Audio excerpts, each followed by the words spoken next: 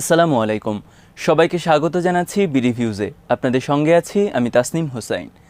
মার্কিন president Joe Biden ও রুশ president Vladimir পুতিনের মধ্যে জেনেভায় অনুষ্ঠিত বহুল প্রত্যাশিত বৈঠকটি সম্পূর্ণ ব্যর্থ হয়েছে। অনেক বিশ্লেষক মনে করেন এর মধ্যে দিয়ে দুদেশের মধ্যে সম্পর্কের আরও অবনতি ঘটবে, এমনকি যুদ্ধ পরিস্থিতির সৃষ্টি হতে পারে। ইতোমধ্যেই এর আলামত স্পষ্ট হয়ে উঠেছে। বাইডেনের রাশিয়া বিরোধী বক্তব্য শীর্ষ সম্মেলনকে ব্যর্থতার দিকে ঠেলে দিয়েছে বলে মনে করা হচ্ছে। রুশ মার্কিন উত্তেজনাকর সম্পর্কের নানা দিক নিয়ে আজকের প্রতিবেদনটি তৈরি করেছেন মোতালেব জামালি।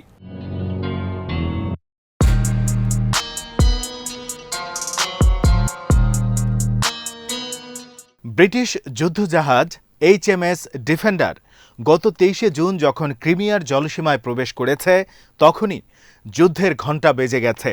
এই যুদ্ধজাহাজটি ন্যাটোর একটি নৌমহড়ায় অংশগ্রহণের জন্য কৃষ্ণ সাগরে অবস্থান করছিল। মহড়া শুরুর আগে জাহাজটি ইউক্রেনের ওডেসা বন্দর পরিদর্শন করে। এরপর সেখান থেকে জর্জিয়ার বাতুমি বন্দরের উদ্দেশ্যে রওনা দেয়।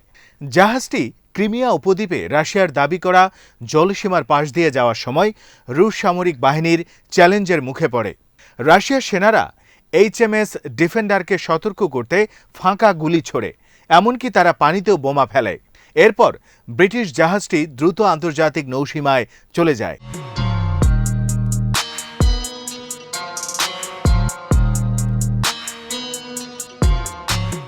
রাশিয়া অভিযোগ করেছে ব্রিটিশ যুদ্ধজাহাজ HMS ডিফেন্ডার ক্রিমিয়ায় তাদের জলসীমায় অনুপ্রবেশের বিষয়টি যুক্তরাষ্ট্র তাদের P-8 পসিডন নামের একটি গোয়েন্দা বিমানের সাহায্যে মনিটরিং ও সমন্বয় করেছে।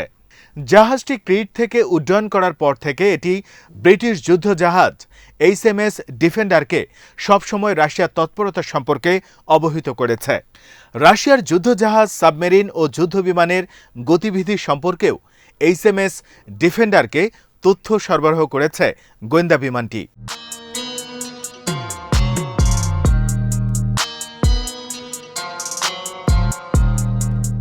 অন্যদিকে মার্কিন এই গোয়েন্দা বিমানটির গতিবিধি আগে থেকেই অনুসরণ করছিল রাশিয়া। এ কারণে রুশ বাহিনীও মার্কিন গোয়েন্দা বিমানের এসব তৎপরতা সম্পর্কে অবহিত ছিল। প্রেসিডেন্ট পুতিন দৃঢ়তার সঙ্গে যুক্তরাষ্ট্রকে জানান যে তাদের গোয়েন্দা বিমানের তৎপরতা রুশ কর্মকর্তারা নিশ্চিত হবার সঙ্গে সঙ্গেই বিষয়টি তাকে অবহিত করেছেন। মার্কিন গোয়েন্দা বিমানের লেজে যে নাম্বার লেখা আছে সেই নম্বরটিও পুতিন যুক্তরাষ্ট্রকে জানিয়েছেন।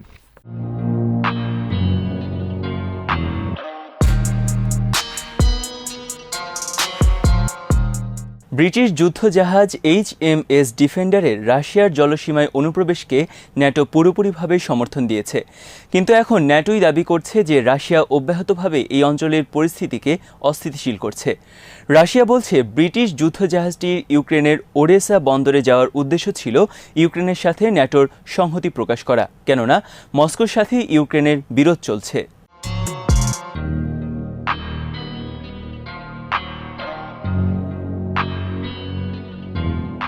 বিশ্লেষকরা বলছেন ন্যাটোর এই তৎপরতা ইউক্রেনের জন্য হিতে বিপরীত হয়েছে। এখন ইউক্রেনের বিরুদ্ধে যে কোনো ধরনের সামরিক ব্যবস্থা নিতে রাশিয়ার অবস্থানকে আরও জোরালো করেছে। বিরোধপূর্ণ ক্রিমিয়া উপদ্বীপের নৌসীমায় ব্রিটিশ যুদ্ধজাহাজের অনুপ্রবেশের পর বিষয়টি বাইডেন পুতিন শীর্ষ বৈঠকের আগেই পুতিনকে বড় ধরনের সামরিক মহড়া আয়োজনের সুযোগ করে দিয়েছিল। শুধু রাশিয়ান ভূখণ্ডেই নয়, বিরোধপূর্ণ ক্রিমিয়াতেও এই মহড়ার আয়োজন করে রুশ বাহিনী।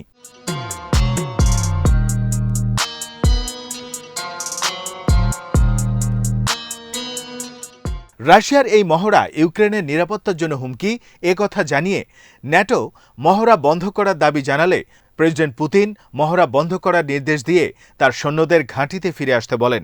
কিন্তু সৈন্য প্রত্যাহার করা হলেও মহড়া অনুষ্ঠানের সহায়তার জন্য যে সামরিক সরঞ্জাম ও যুদ্ধাস্ত্র নেওয়া হয়েছিল তার বেশিরভাগই সেখানে রয়ে গেছে। জো বাইডেনের সঙ্গে শীর্ষ বৈঠকের আগে পুতিনের এই সৌজন্য প্রদর্শন করার উদ্দেশ্যই ছিল বল বাইডেনের কোর্টে ঠেলে দেয়া। জেনেভায় অনুষ্ঠিত শীর্ষ বৈঠকে পুতিন বাইডেনের কাছে দাবি করেন যে ইউক্রেন ইস্যুটি কোনো বৈরিতামূলক পদক্ষেপের মাধ্যমে নয়, বরং যুক্তরাষ্ট্র ন্যাটোকে মিনস্ক 2 প্রোটোকল অনুসারে সমাধান করতে হবে।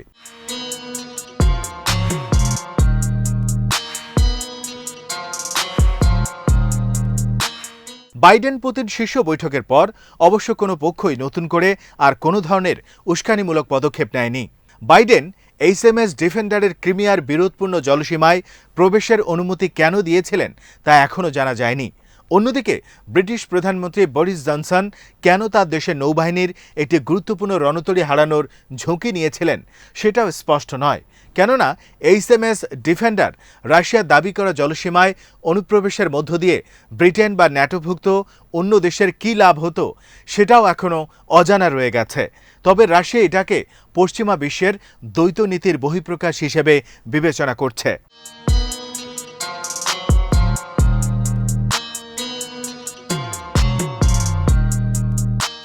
যুক্তরাষ্ট্র বর্তমানে কৃষ্ণ সাগরে সি ব্রিজ 2021 নামে একটি বড় ধরনের সামরিক মহড়া দিচ্ছে। মার্কিন নৌবাহিনীর এক সংবাদ বিজ্ঞপ্তিতে বলা হয়েছে, সামরিক মহড়ার ইতিহাসের সবচেয়ে বড় এই মহড়ায় সবচেয়ে বেশি সংখ্যক দেশ অংশ নিচ্ছে। এতে বিশ্বের 6টি মহাদেশের 32টি দেশের 5,000 সৈন্য, 32টি জাহাজ, 40টি যুদ্ধবিমান, 18টি স্পেশাল অপারেশন ও ডাইভ টিম অংশ নেবে।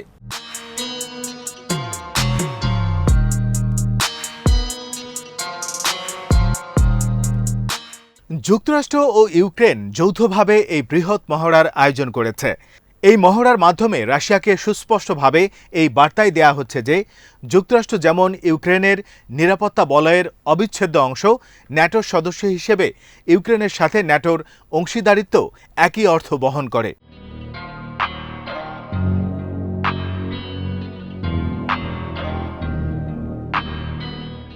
ইউক্রেনকে কেন্দ্র করে রাশিয়াকে দেয়া যুক্তরাষ্ট্র ও ন্যাটোর এই হুমকিকে মস্কো কিভাবে দেখছে? প্রেসিডেন্ট পুতিন তার দেশের দক্ষিণাঞ্চলীয় প্রতিবেশী দেশ ইউক্রেনকে নিয়ে সৃষ্ট পরিস্থিতিকে খুবই স্পর্শকাতর ইস্যু ও রাশিয়ার নিরাপত্তার জন্য একটি রেড লাইন হিসেবে বিবেচনা করছেন।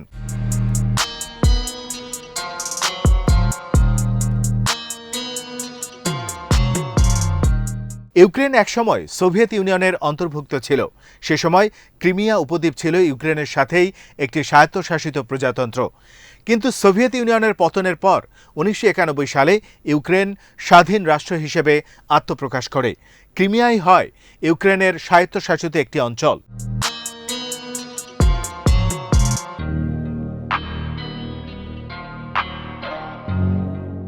রাশিয়া ইউক্রেনের সাথে যে চুক্তি স্বাক্ষর করেছিল তার মাধ্যমে দেশটি স্বাধীনতা ও সার্বভৌমত্ব ফিরে পেয়েছিল। এই চুক্তিতে এটাও বলা হয়েছিল যে ক্রিমিয়ার গুরুত্বপূর্ণ বন্দর সেভাস্তিপোল উভয় দেশই ব্যবহার করবে, কেননা রাশিয়ার দক্ষিণাঞ্চলীয় নৌবহরের সদর দপ্তর এই বন্দরেই এবং ইউক্রেনের ছোট্ট নৌবাহিনীও এই বন্দরে অবস্থান করবে।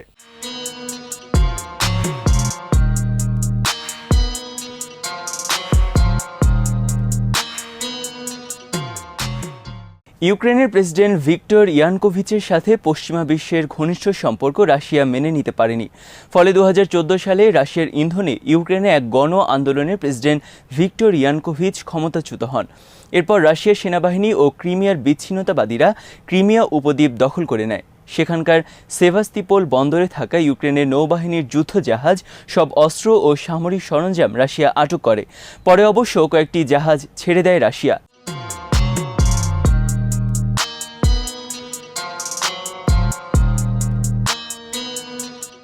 পরে ক্রিমিয়ায় অনুষ্ঠিত কথিত এক গণভোটের ফলাফলের ভিত্তিতে প্রেসিডেন্ট পুতিন ক্রিমিয়াকে রাশিয়ার সাথে সংযুক্ত করে নেন।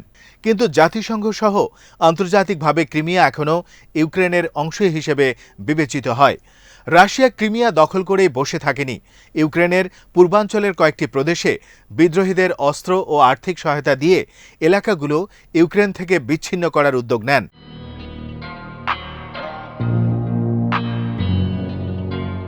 এর পাল্টা ব্যবস্থা হিসেবে ইউক্রেন সরকার ক্রিমিয়ায় বিদ্যুৎ ও পানি সরবরাহ বন্ধ করে দেয়।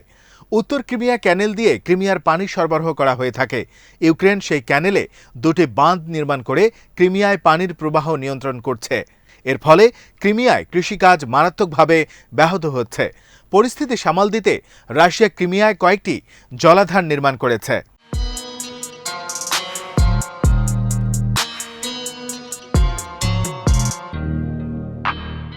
বিশ্লেষকরা মনে করছেন ক্রিমিয়ায় পানি সরবরাহ নিশ্চিত করতে রাশিয়া ইউক্রেনের নির্মিত বাঁধ দুটো দখল করতে পারে। এমনকি ইউজনো ক্রোইনস্ক পারমাণবিক বিদ্যুৎ কেন্দ্র দখল করে নিতে পারে। ফলে এ দুটি ইস্যু নিয়ে রাশিয়া ও ইউক্রেনের মধ্যে যুদ্ধ বেঁধে যেতে পারে। তবে ন্যাটো তখন চুপ করে বসে থাকবে না। সংস্থাটি তার সদস্য দেশের সহায়তায় অবশ্যই এগিয়ে আসবে। এতে রাশিয়ার সাথে ন্যাটোর যুদ্ধ অনিবার্য হয়ে উঠতে পারে।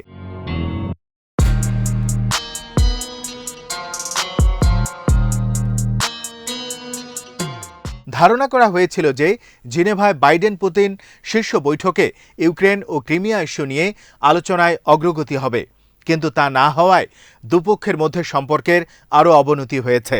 এ পরিস্থিতি যুদ্ধের আশঙ্কাকেই আরও বাড়িয়ে দিচ্ছে।